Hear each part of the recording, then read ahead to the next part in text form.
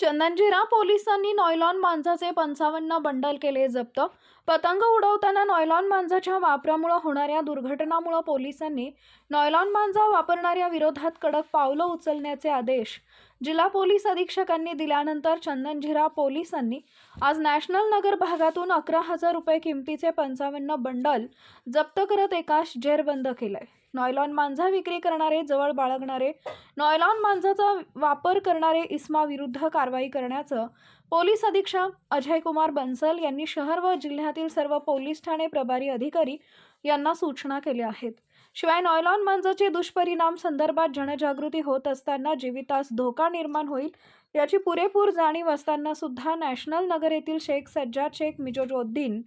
हा त्याच्या राहत्या घरात नॉयलॉन मांजा विक्री करण्यासाठी बाळगून असल्याची माहिती पोलीस निरीक्षक बाळासाहेब पवार यांना मिळताच त्यांनी तात्काळ नॅशनल नगरमधील शेख सज्जाद यांच्या घरात छापा मारून नॉयलॉन मांजाचे 11,000 रुपयांचे 55 बंडल विक्री करण्याच्या उद्देशाने बाळगताना मिळून आला.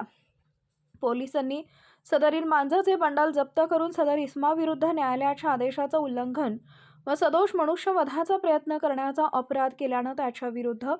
चंदनजीरा पोलीस ठाण्यात भारतीय न्याय संहिता 2023च्या कलम 110, 223 व पर्यावरण संरक्षण अधिनियम 1986 चे कलम 5 प्रमाणे गुन्हा दाखल केला असून त्यास अटक करण्यात